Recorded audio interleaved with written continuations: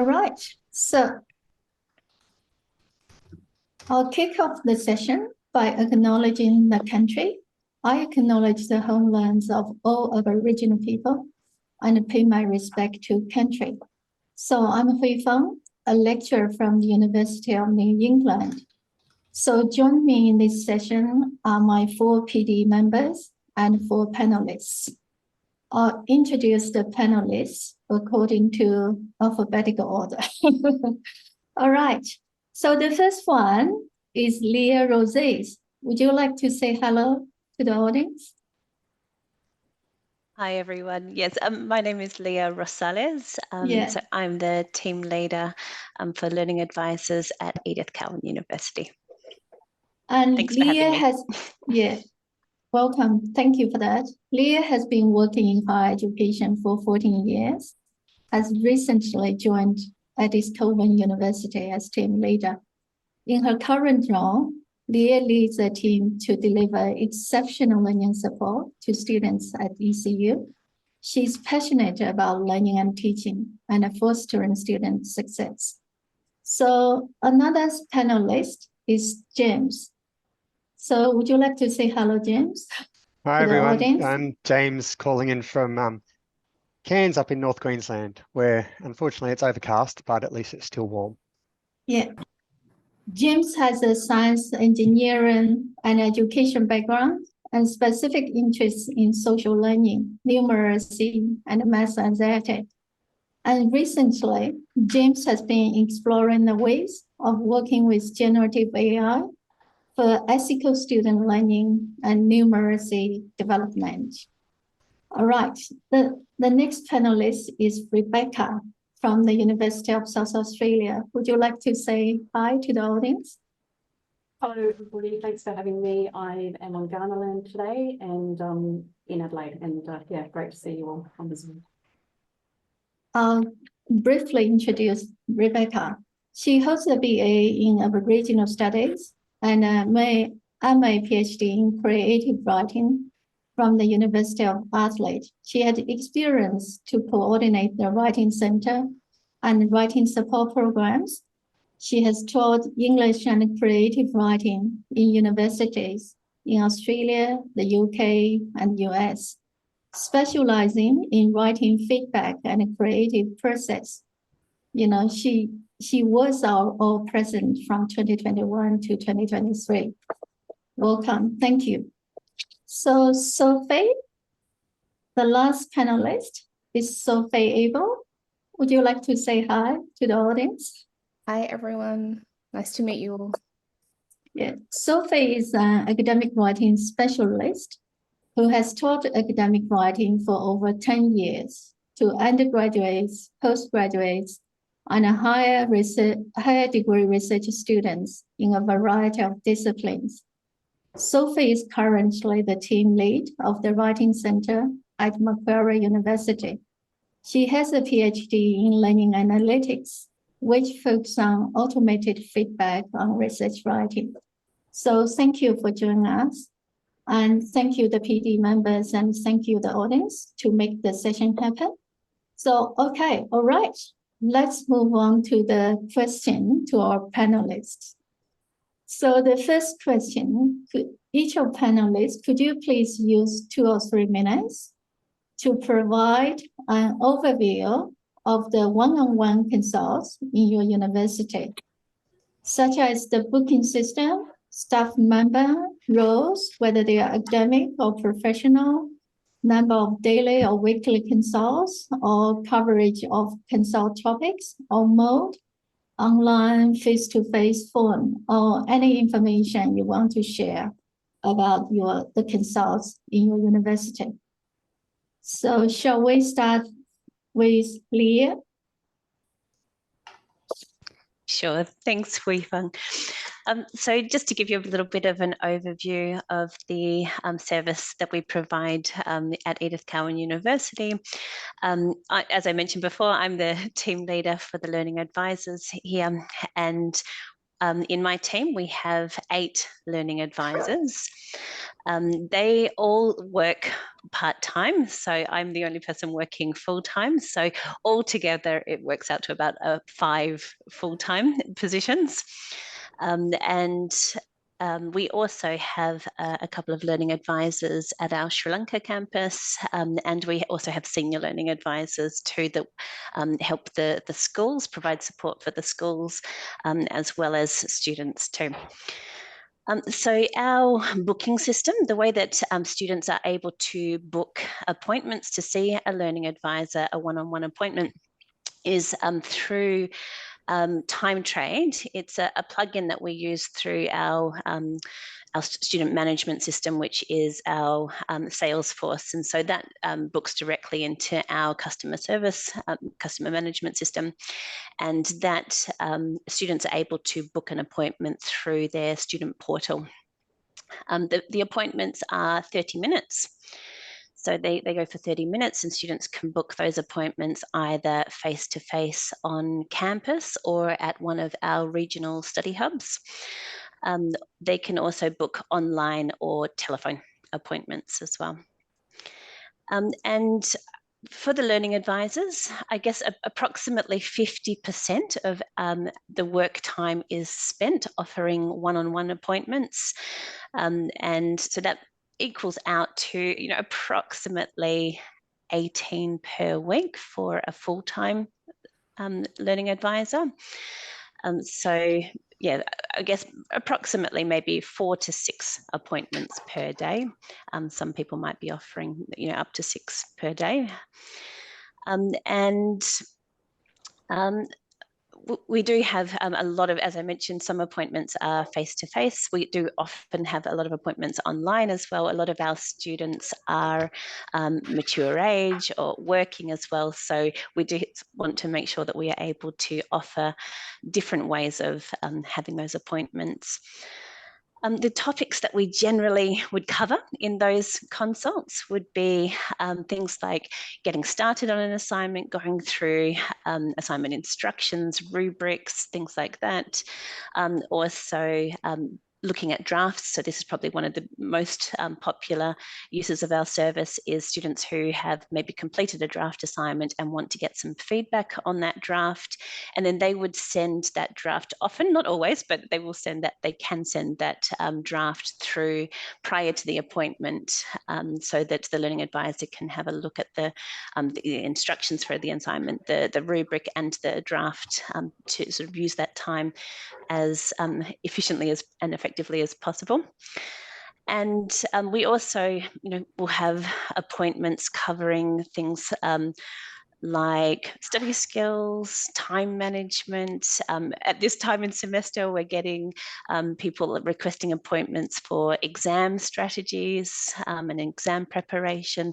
So there's a variety of different areas that we can cover in our appointments. All right, thank you very much, Leah. Thank you. So I forgot to mention at the end of the first question, after the panelists sharing information, there is chance for you to us to ask questions. All right. So Rebekah, would you like to share information about your university? Sure, thanks, Stefan. So at the University of South Australia, just to set the scene, we have about 36,000 students. 75% of those are undergrad, 80% are domestic, 20% we know come from low SES backgrounds. We have 4.4 learning advisors across our 4 metropolitan campuses. We also have a manager and a PASS coordinator that works with us. We're classified as professionals, and all our work is student facing. So we run a range of peer support programs, various other support programs, and a lot of online resources. We position ourselves behind those, obviously, because of our resources and the number of students. We sort of stand a little bit behind that, and that does help us manage demand. We also sit under the umbrella, and I think this is useful to say, within a unit that has other support services for students. So Aboriginal support services, access and inclusion, counselling, international students, student life, etc. So we physically sit with those people and we interact with them daily. I think that's quite relevant to the work we do. We do around 4 appointments each per day, so it constitutes about 30% of our workload. Last year we did around 1,200 one-on-one consults. We offer online, face-to-face and phone. Face-to-face and online are similarly demanded. Online slightly more, but I suspect that's because the face-to-face run out, not necessarily an indicator that students prefer that. Students can have up to 4 appointments per study period, and the booking system locks them out after that, which is very useful. If they have an access plan, we can negotiate with their access and inclusion officer or with the student if we think it's appropriate to have more.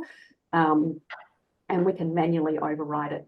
Like ECU, we use Time Trade, and that plug in with Salesforce or Oracle, our CRM, is fantastic because it means that when we have time to prepare for a student appointment after they've booked in, and we can see a lot of information before they've come in. So we can see the ways they're engaging, the way they're logging in, how that's comparing to the average in their class, what their first language is, what their grades are, how they're going. It's a lot of incredible information to have to sort of be on the front foot when that student comes in to build a picture. We don't operate as drop-in at all. It's all appointment-based. I think that's probably, in terms of the subject areas that we cover, extremely broad. Everything around academic language, writing, assignment tasks, a lot of unpacking of assignment tasks, exam strategies, finding resources, oral communication, reading, all of the things. Students can upload a draft. They often don't, which I always find interesting because it's a lot more bang for buck if they did. So there's an opportunity for that. They can also put comments, which is also useful when they do that. In terms of, students don't self-select the topic they want to discuss with us, but we report back on it. And our number one, we've identified as study strategies, and the second one is assignment tasks. And a lot of that, certainly in my work, the campus that I work on, I'm seeing a lot of business students. There's a lot of unpacking of assignments, probably more so than draft work, and finding study help resources. Yeah, I think that's probably in a nutshell. If anybody has any questions.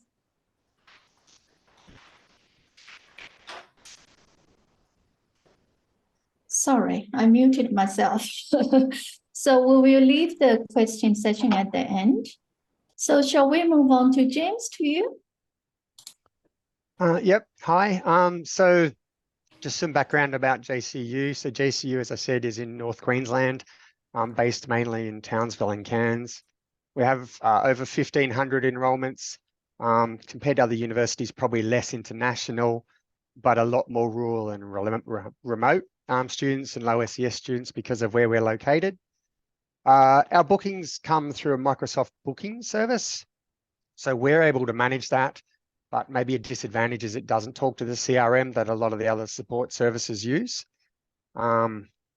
Students are able to make their own bookings. So we promote where they go on the website to make a booking, and they basically get access to a calendar that shows them where available, and they can choose a time and a day that suits them.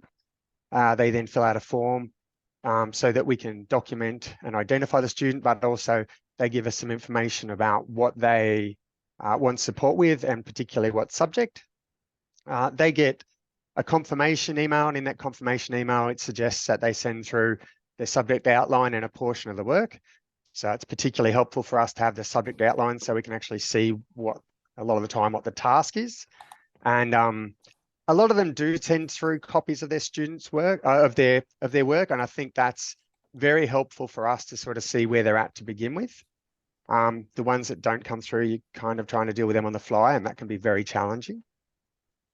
Within the learning development group, we have 7 learning advisors. 4 are full-time and 3 are a day or 2 off a week.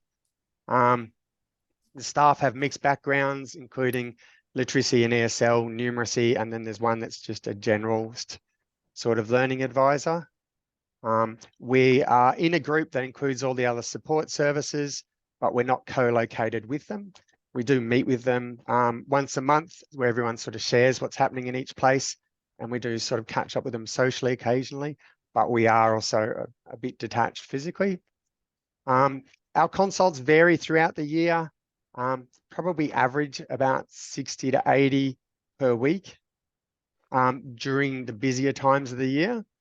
So obviously January and December is very quiet. We operate semesters, trimesters, and also 6-week short courses throughout the year. So there's a whole lot of starting and stopping and a whole lot of commencing students throughout the year in different courses. So that causes fluctuations in the number of consults that we have as the demand is continually changing. Over a year, we would probably do a bit over 1,500 consults. So it works out to roughly 10 per week per staff member. We do, as well as consults, we do workshops, and we consult to staff and resource generation as well. So there's a lot of juggling as far as your time goes trying to manage the consults. Our consults come from all the colleges and disciplines and from all levels, from pathways and entry level up to master's level. We do have one learning advisor that supports HDR students. And it covers all aspects from orientation and transition to university, settling in, to unpacking assessment and studies, strategies for studying and for writing, researching, and then also planning for exams and preparation for that. Also, occasionally they'll come to us for advice about what might be going on next, what the implications might be of their results and things like that as well. They might go to other people for that, and we'll often redirect them. But at that point in time where they need support, we'll give them someone to talk to, a face to talk to, and then somewhere to move on from there. We offer the consults face-to-face and online mostly. We will do emails and phones, but we tend to persuade students to try one of the other versions because we find that they're much more effective. What was I going to say about that? Yeah, we're finding there's a lot more online consults coming through than in previous years. But at the same time, the face-to-face students definitely value that opportunity, and we hear that from them a lot. We do offer drop-in services, and we are also combined with pass and mentor programs. And so we have a lot of interactions directly with students, and as a result of that, sometimes you will just meet a student, or a student will just turn up at your door. So it's a very diverse and complex role. Yeah, all right. Thank you, James. So now we will move to Sophie. Sophie, would you like to Yeah, sure. talk about your university? Yeah, so at Macquarie University, we provide one-on-one consultations to undergraduate and postgraduate coursework students, not HDR students. HDR students are looked after by MQ's Graduate Research Academy, so we don't touch them. So I lead a team of 5 learning advisors. 2 are full-time, 2 are part-time, and then I have 1 staff member that works 4 days a week as well. We also have 2 senior learning advisors, but they tend to do more embedding in faculty and work a lot with academics rather than student-facing. Okay. We have always been professional staff as well, so historically. We also use Microsoft Bookings to manage our bookings. So like James, students are directed to our website where they'll find the booking system. They're asked to, select a time and day that suits them, and they're also asked to fill out a form. In that form, we ask them questions, their student number, their name, and also if they have and if they need an access plan, because that will also determine what kind of support we provide them. We offer face-to-face bookings as well as online bookings. If students need a phone consult, we have done that before, then we will provide it for the student. So we basically focus our support on the students' needs. And because we have a lot of OUA students, a lot of regional and remote students as well, we want to provide a mode that suits, all of our student cohort.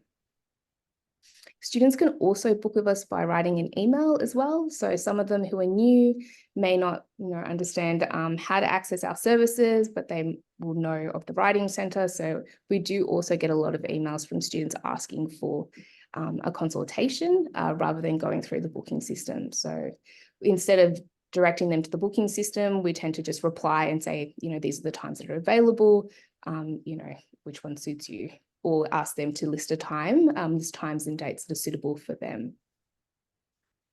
We also have a referral system as well. That's how we also, reach out to students as well for one-on-one consultations. So academics and other staff members in the university can fill out our referral form, and then we get in contact with the student. The referral form, unfortunately, doesn't link in with the system, the referral system that the university uses. The reason why we chose to do our own is because we couldn't really make it bespoke. It was quite general and it didn't really suit our needs, so we had to create our own. We release around 30 consultations a week, a mixture of both face-to-face and online. And we also include out-of-hours consultations as well. So we have a dedicated learning advisor who works 3 days a week, who provides consultations from 4 to 7 p.m. And we've found that these consultations have been taken up really well, actually. So a lot of students are asking for out-of-hours consultations, and most of them are mature age students. On average, we receive around 20 bookings per week via the booking system, but that doesn't include students who email us or who are referred to us. That was too hard to pull that data out, so I suspect that it's more than 20. We also provide a drop-in as well, from 10 till 12 every day of the week during session. And on average, we see around 7 students a week. So we've been doing a drop-in now for since last year. And last year it wasn't very well attended, but it has picked up considerably this session, so which is good. Okay, the topics we see the most are, again, unpacking the assignment question, a lot of academic writing in terms of structuring essays, and reports, and reflective writing. So we're getting a lot of students who don't really understand how to do a reflective piece. So we get that a lot as well. And for study skills, time management, and again, just managing their workload and their time. We've also seen a lot of students who have identified as neurodiverse. And so they have, kind of come to us asking for specific strategies with issues that they're facing, and we try to provide them with strategies to help them and see how they go. We tend to provide ongoing appointments for students who identify as neurodiverse, and it's up to them, to come back to us to say if they would like more, but we do leave it up to the student to organise those consultations with us. We also run a peer writing mentor program as well. And so like Rebekah, we try to sit behind that. So we try to get the students to go to our peer writing mentors first and then come to us. Or if there are complicated, questions or assignments or issues, then we tend to get the peer mentors to then refer those students to us as well. And All right, a lot of useful information. I'm conscious of the time, Steve. Maybe we won't have any time for questions toward this, right? It's totally up to you. You're the facilitator, Hui Fang, but panelists, if you notice any questions in chat that you'd like to directly answer, I know a couple have been already, please do go ahead, because I know Hui Fang has 2 more sections to go through. Yeah, 2 more questions to go through. Yeah, all right. We will wait and see the end of the session and to see, there will be some time for questions. The second question, I want the panelists to share pedagogical practices taken by your university. For example, how to provide feedback on student assignments, how students follow up, boundaries between content and language, or any other things you think is worth sharing. Shall we start with James this time? Yeah, that's fine. So as I sort of mentioned before, we try to meet with the students face to face or online through a video chat so we can sort of talk.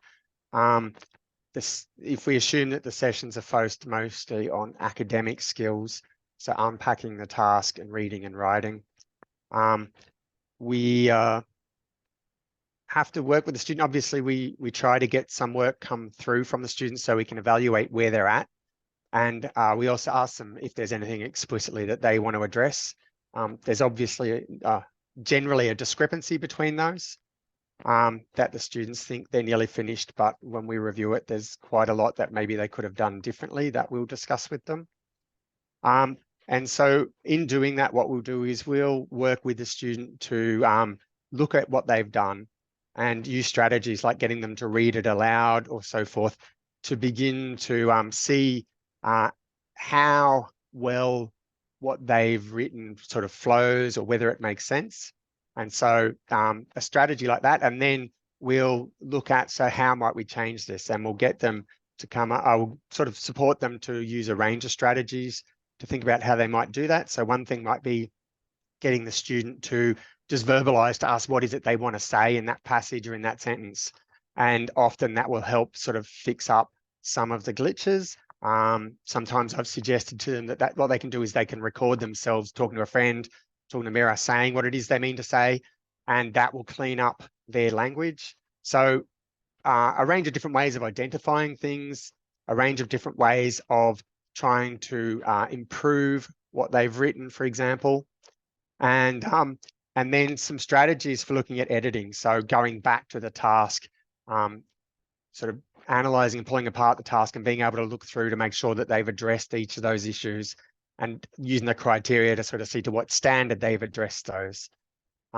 So I think sort of summing up, we use a bit of an explicit instruction kind of approach where we highlight what's wrong and then we use like a direct instruction approach to sort of demonstrate maybe how they could do it and then to get them to try and have a go as they sort of, the aim being that they are developing their skills and their strategies rather than us fixing their work.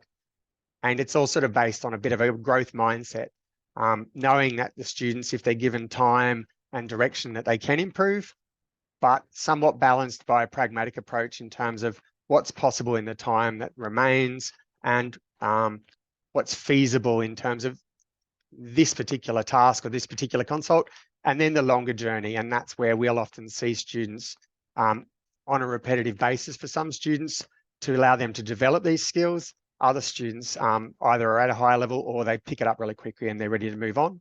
So often students who don't have great language skills take longer to develop their reading and writing, which makes sense. Whereas students who are native English speakers can often see something and begin to develop their skills straight away. James. Leah, would you like to share? Sure, thank you. Yeah, so I mean, quite similar to James. We also really want to, I guess, guide students towards working sort of independently. So we want to kind of provide them with the tools to be able to do that. So in our consults, you know, we want to also make sure that the students are feeling really comfortable and that the learning advisors are sort of friendly and approachable and able to sort of assist them and really support them in their studies. So we'll always sort of start with, you know, just kind of like an introduction and checking in with the student, I think is really important, seeing where they are, how they're feeling, and what they really want some help with in that particular, at that particular time. And we really follow a strengths-based approach at ECU. So trying to work together with the student to, like I said, build those skills and create sort of successful students who no longer need us, basically. And you know, we will, as like James sort of said as well, we will kind of continue working with students when they do need our support, but we'll also sort of guide them towards other services that we provide. So we also do have drop-in assignment drop-ins regularly. We have them daily at our Joondalup campus in Perth. We also have them regularly across our other campuses and hubs. We also direct them towards towards our workshops that we provide, our academic skills workshops. And we also have peer skills advisors too, that can give them some assistance too. So we really want to kind of help them to become autonomous learners that can really sort of give them those skills and give them that support, and I guess really increase their confidence in their own skills and abilities. Yeah, thank you very much. And Sophie? Yeah, so we tend to focus on what the student needs. So we'll always, at the beginning of the consultation, ask them what they'd like help on in this particular consult, and we generally tend to look at the assignment question and the marking criteria, because students have a range of questions or issues they'd like to tackle in a consult, and the easiest way is to always go back to the assignment question and the marking criteria. So we tend to refer to that a lot.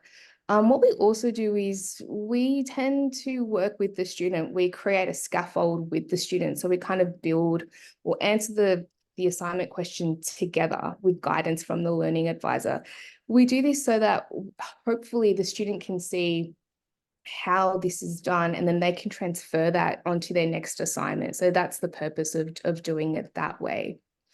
If they're wanting feedback on writing specifically, we again tend to work on high order features first, on audience structure, logical organization of these before we even touch like grammar or language, because some of them will say, I want help with my grammar, but when you look at it, there are all of these other issues that need to be looked at first. So we tend to do that.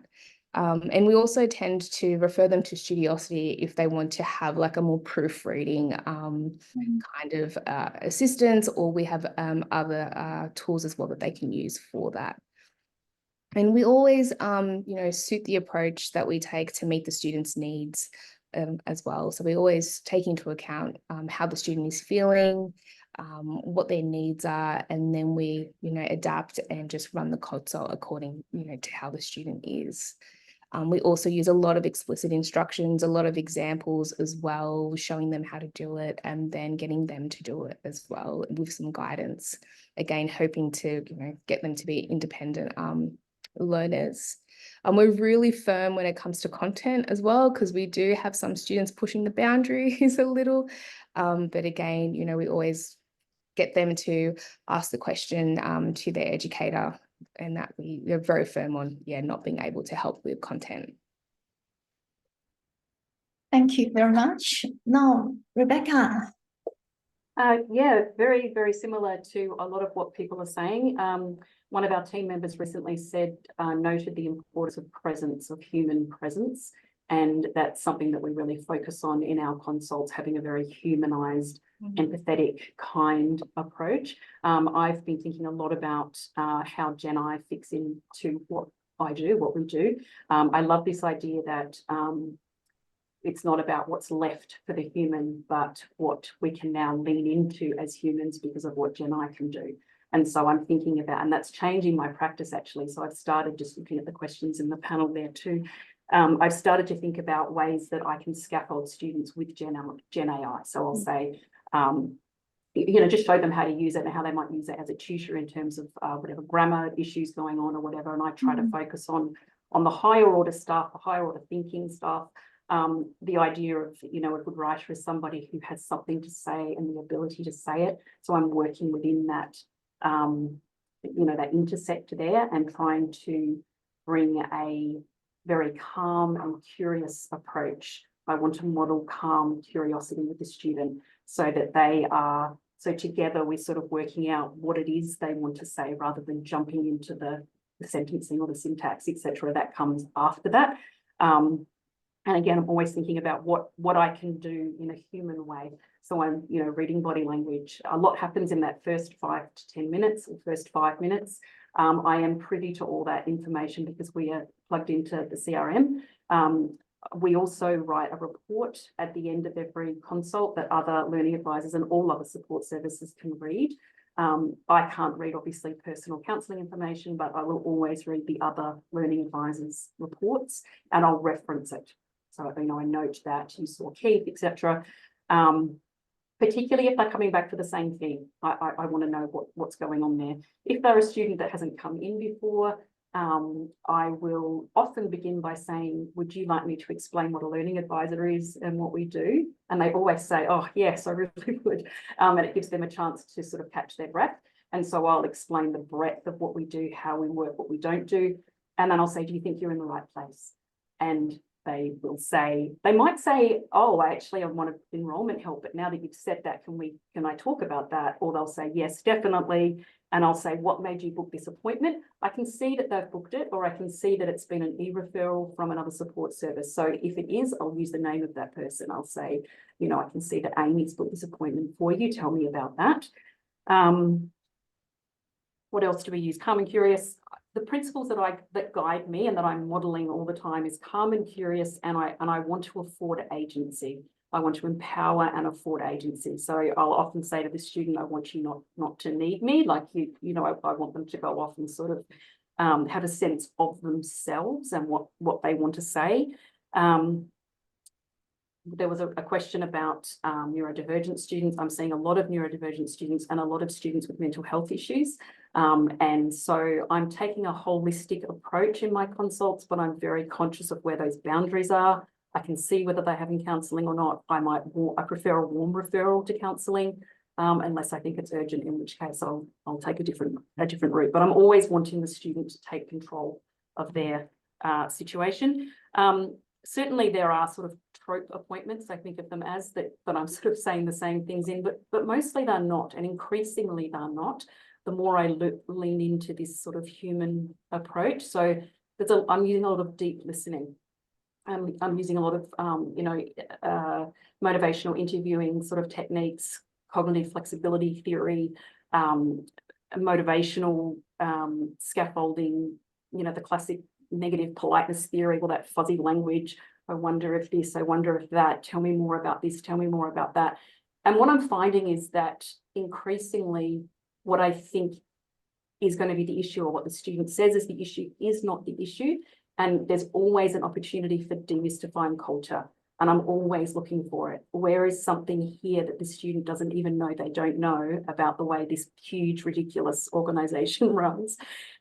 So that's a big part of sort of what's happening. So it's a non-linear approach. It's often ill-structured. I'm leaning in, I'm listening, I'm trying not to have the answer. One of the things I do increasingly, and this has been working quite well with students that are disclosing neurodivergence and feeling quite anxious about understanding just where to start or even how to go about an assignment, I can bring up their course site onto a large screen in my consult room. And I've started to say to them things like, would you like me, this is a little bit weird, but I'm getting some success with it. Would you like me to pretend that I'm a student looking at this course site and looking at this assignment, and you can listen in? And they often say yes, and I encourage them to sit back a little bit. And then I go through the assignment and I encounter it with this sort of calm and curious approach. So I'm asking, and obviously I'm excluding any discipline knowledge that I have. I'm just sort of saying, oh, that's interesting. I wonder that doesn't really make sense. I wonder why they put that there. I wonder why okay. I do know something about that. I'll connect it with another piece of knowledge, etc. What I'm waiting for is buy-in. I want them to jump in and say, oh, no, it's that. Or, oh, it's this. Or, no, we heard about that. That's what they said that in the lecture. So I'm looking for that. And when I get that buy-in, then we're sort of off and running a little bit more. So just one example. I have also learned throughout to do the, check, whatever it is. As I'm eliciting through, and I've learned to keep those questions as open as possible. Yeah. I used to say, does that make sense? Now I say, what would you take from that? Is that useful for you in what way, etc. That's probably enough. Thank you. Oh, very useful. Very useful. I feel I've learned a lot from this session. Now let's move on to the last question. Then hopefully we will have some time for questions. So for the panelists, the last question. Any challenges you come across in your practices or anything you would like to address? Say, for example, balancing demand with promotion, attitude of faculties to the service, or managing expectation, etc. Something you feel like you want to share. So shall we start with Sophie, please? Sure. Probably one of our biggest challenges at Macquarie is that students don't know about our service.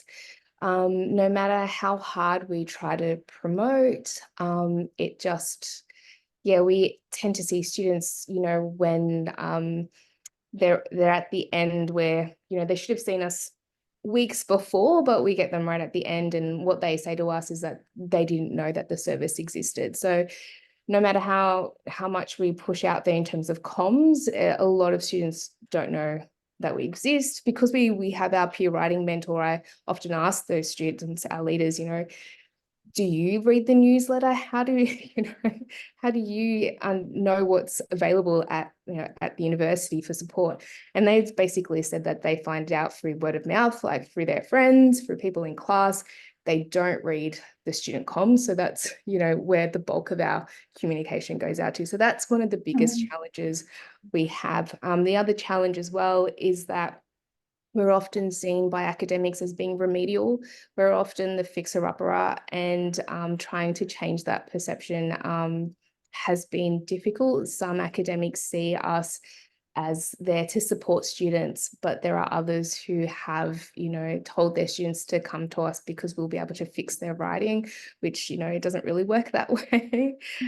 So that's also, yeah, a challenge. They're the two biggest challenges that we face. Yeah. So Rebekah, what challenges do you find? I think that's a really interesting one, the demand and the supply. I think that we actually handle that really well here, and all credit to my manager, Kirsten Marks, for that. She has a really great approach there in that we can't offer an abundance of appointments resource-wise, we can't do it. And so we don't. And so it seems to work out in terms of the resources that come before it. I mean, I don't know, it's hard to get a sort of a picture of who's not able to access it. Probably the biggest issue that I see in my day-to-day is no-shows. It's fairly high. Once stuff come once, you've built that relationship, it's almost never going to happen again. But it's such a waste, and it's so expensive, and yeah.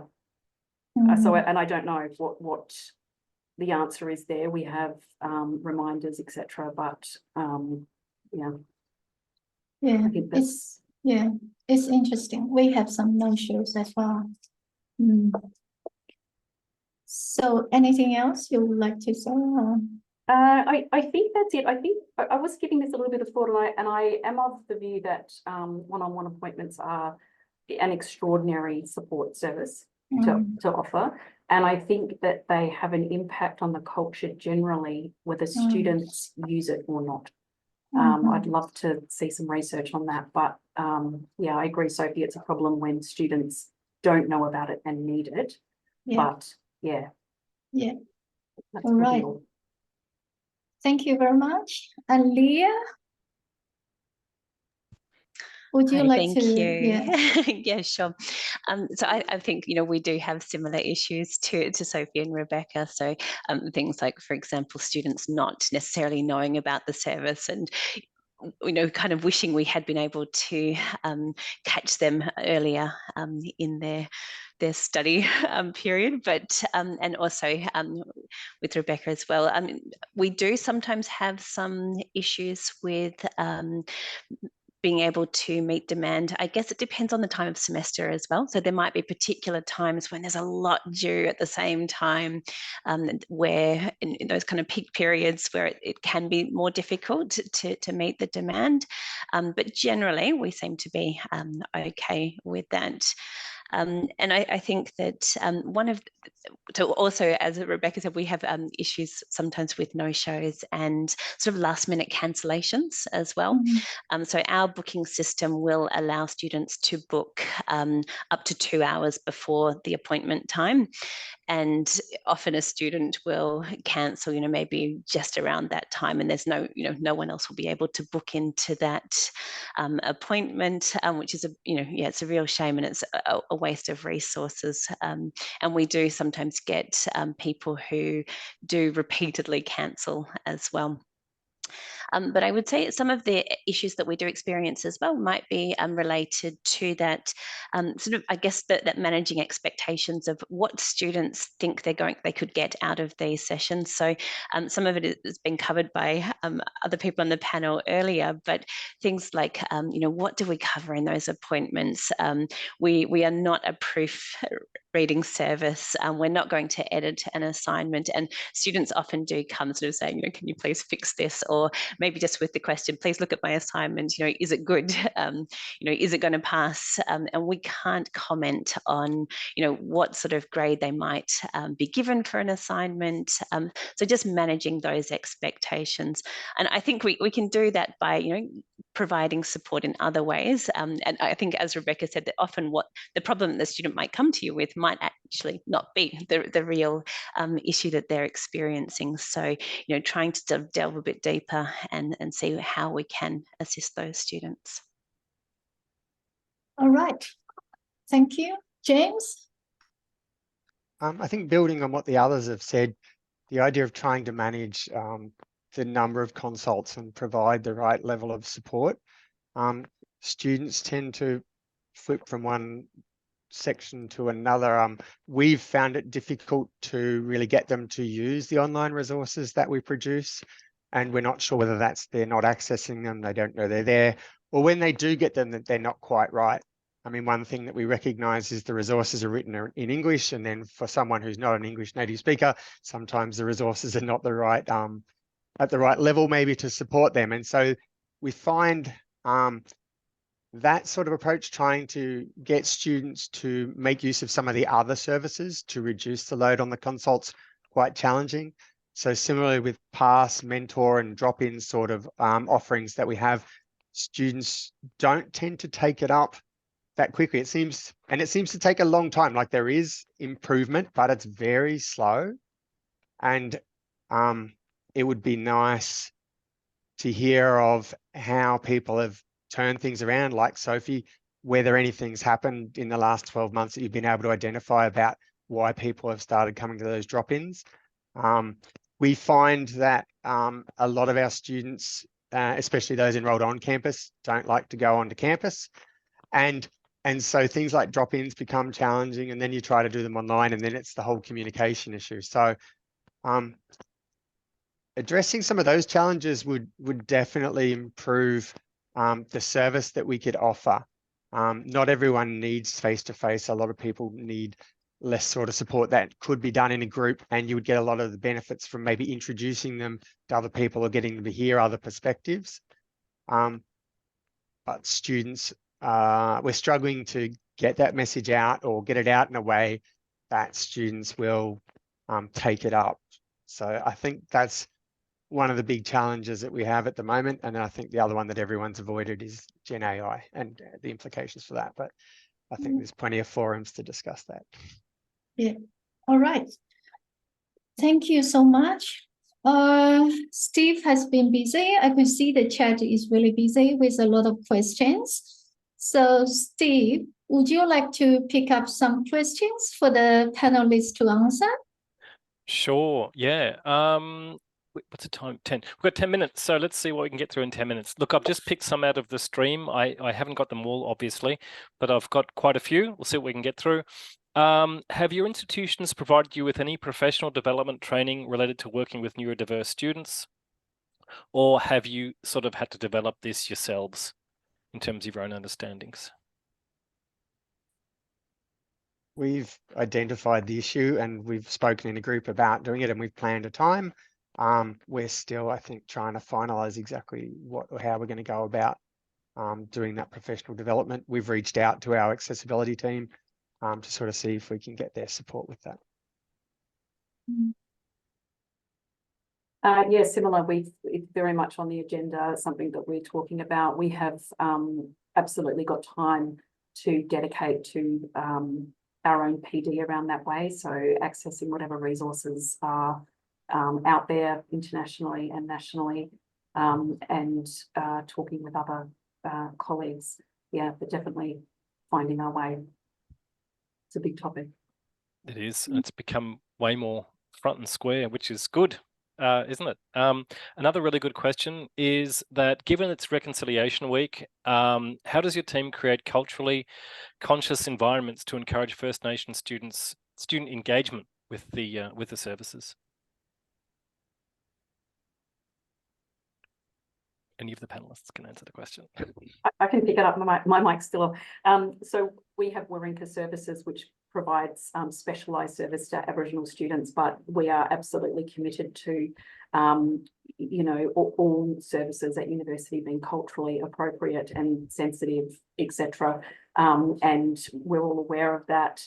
One of the things that we do is speak to. We also see undergrad students coursework, postgrad and pathway programs. So there's the Aboriginal pathway programs, and we'll go in and introduce ourselves and let them know that our service is here, encourage them to use it. They tend to use Warringah more, all the tutors within the pathway programs, but we just keep, you know, being present and aware.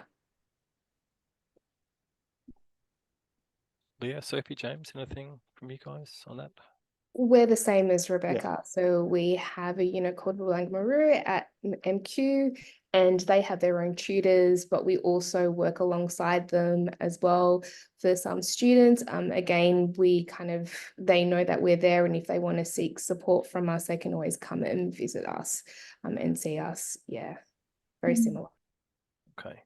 And also similar at ECU too. So we have Karingal Kutjin that also provides support to students too. Excellent. Okay.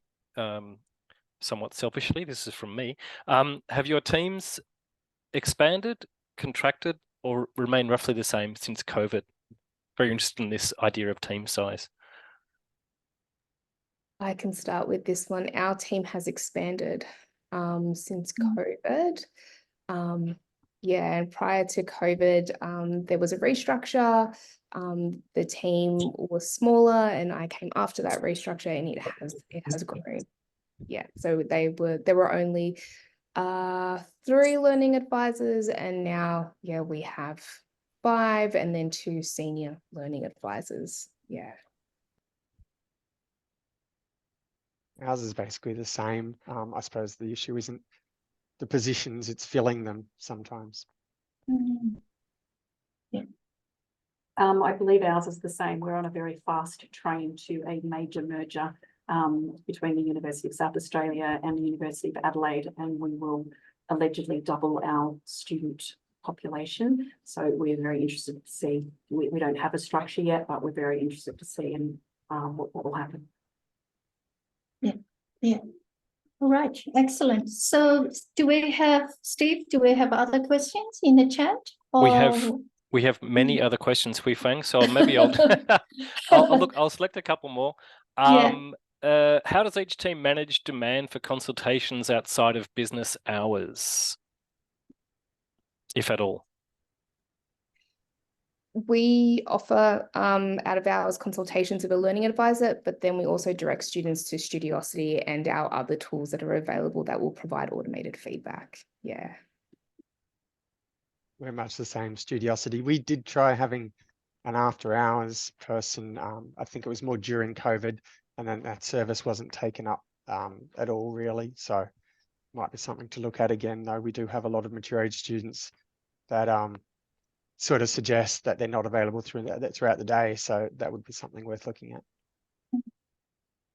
We don't offer, sorry. we don't offer at ECU, we don't offer out of hours learning advisor appointments, but we also do have Studiosity. So that's really where we would direct students for that after hours support. And to our resources that we also have, we have a Canvas site where we manage a lot of academic skills resources. So we would just direct students there as well. Yeah, UniSA, it's exactly the same as ECU in that regard. We did actually offer some generic academic literacy workshops after hours for a while as a pilot, and interestingly, more students wanted the business hours, so we stopped doing that. But we haven't done out of hours learning advisory appointments. That's interesting. We've sort of, in some respects, especially for our drop-in service, have discouraged out of hours responses. Our writing drop-in service operates via email, and we don't want them emailing students outside of hours because it leads to some possibly unrealistic expectations about what the service can do for the students. So it's interesting to see two sides of that that discussion. Hui Fang, I think that's pretty much all we've got time for today. And I think you've done a great job in facilitating this panel. It was Hui Fang's idea to do this. So great clap for her. Thank Well you done. for your, yeah, thank you for your support and all of you to make this session happen. Personally, I do feel, oh, we should have another session talking about one-on-one. Yeah. No, it's a fantastic, as Rebekah said, it's a fantastic part of what we do. Yeah. I want to thank you all for coming. We hit over 100 today, which is a fantastic turn up. So well done to you guys. Our next session, sorry, I'll just grab the date, is the 21st of August. It's on neurodiversity, which is, of course, something which has, again, come up in this session as being very much front of mind for a lot of us. So you look forward to seeing you all again for that session, and I'll put out our communications about that. But can you all join me, if you haven't already, in thanking Hui Fang and our 4 panelists, Leah, James, Rebekah, and Sophie. Thank you very, very much. That's it. Enjoy the rest of your day. Thank you.